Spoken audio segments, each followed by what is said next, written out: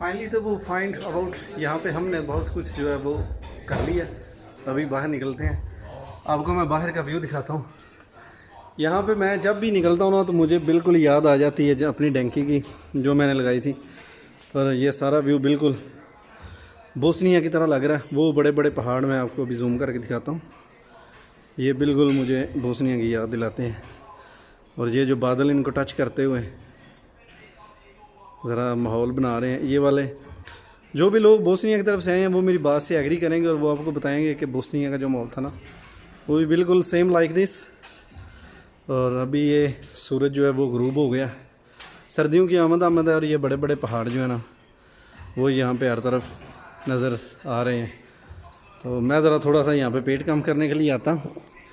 और सब दोस्त मुझे ये कह रहे थे कि प्लीज़ हमें बताएं कि कोई इटली का जुगाड़ लग सकता है, कोई इटली के वीज़े वगैरह मिल रहे हैं कि नहीं मिल रहे। तो आज का ये ख़ास वीडियो उन लोगों के लिए जो इटली आने के ख्वाहिशमंद हैं और कहते हैं जी हम इटली आना चाहते हैं। और इस वीज़े की जो है वो मैं बिल्कुल आपको गारंटी दूंगा कि डन बेस पे पैसे हैं। जब तक आपने इटली में पहुंच नहीं जाना, आप अपने घर वालों को कॉल करेंगे जी हम इटली पहुंच गए हैं, लिहाजा हमारे जो है ना वो पैसे दे दिए जाएँ।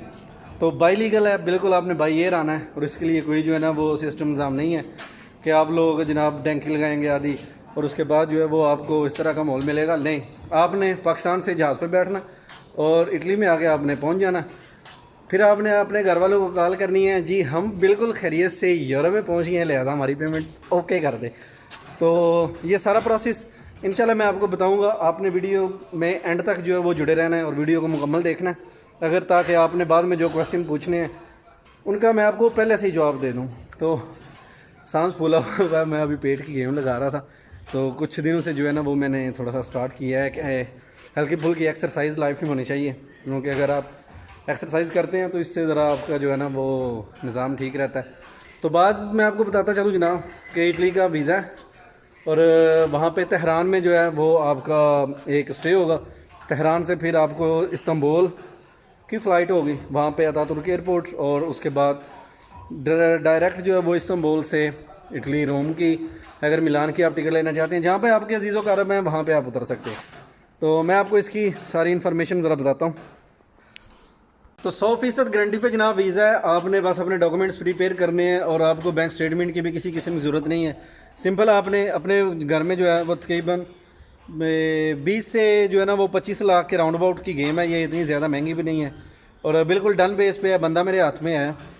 तो इंशाल्लाह आप जितने भी दोस्त पाकिस्तान में अभी हालात की वजह से परेशान हैं और वो कहते हैं जी हमने यूरोप की डैंकी लगानी है या कोई बाई एयर लीगल तरीका बताएं, तो आज आपको मैं लीगल तरीका बताने लगा। तो आपने वीडियो को एंड तक ज़रूर देखना ताकि आप जो है ना वो आपको मुकम्मल इन्फॉर्मेशन हो जाए और बाद में मुझे कोई बंदा ये ना कहे कि आप सब आपने ये बताया था लेकिन हमने समझा कि शायद पता नहीं इस तरह का था।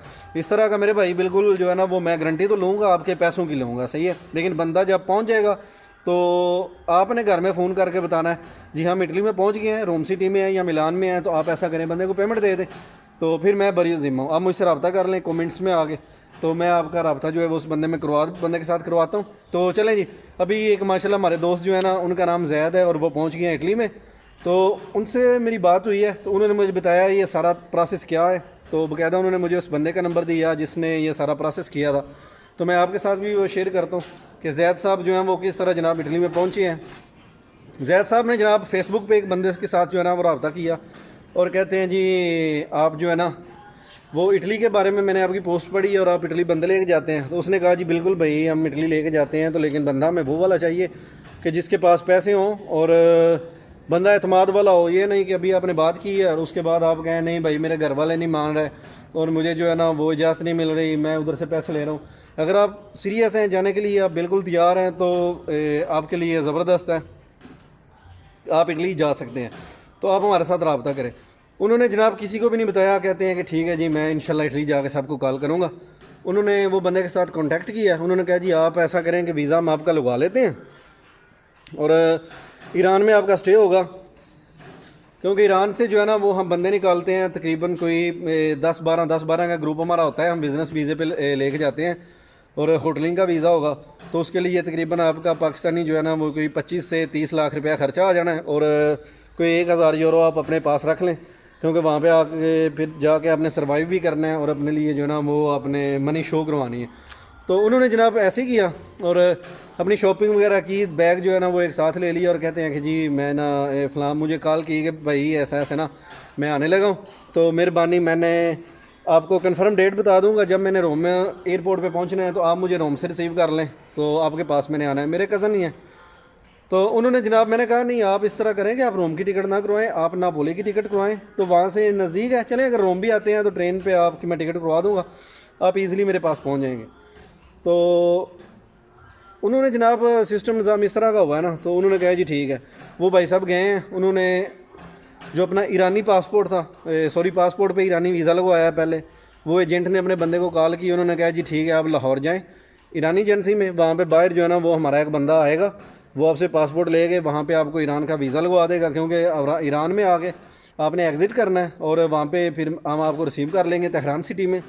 तो वहाँ पे आप हमारे होटल में रहेंगे कुछ दिन और उसके बाद जो है ना वो इंशाल्लाह हम आपको 2 या 3 दिन के बाद दूसरे ग्रुप के साथ आपको इटली का जो है वो हम वीज़ा आपका तब तक स्टम्प हो जाएगा आपके पासपोर्ट पे, और उसके लिए 1 वीक का टाइम लगता है।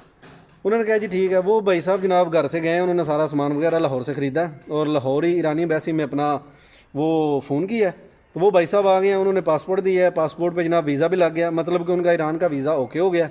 और उसके बाद 1 लाख पता नहीं कितने की उन्होंने पाकिस्तान लाहौर से जो है वो तेहरान की टिकट ली है। और भाई साहब जो है ना वो उन्होंने मुझे कॉल आ गई, जी भाई मैं निकलने लगा हूँ पाकिस्तान से, और मैंने इंशाल्लाह सुबह 9 बजे जो है वो तेहरान पहुँच जाना है। तेहरान के बाद जो है ना वो फिर 1 हफ़्ता उधर स्टे है, तब तक मेरा वीज़ा स्टम्प हो जाएगा इटली का, शेंजन कंट्रीज़ का, और मैं फिर आपसे राब्ते में हूँ। मैंने कहा ठीक है भाई साहब, इंशाल्लाह मैं ताबेदार हूँ, आप जब भी आएँ।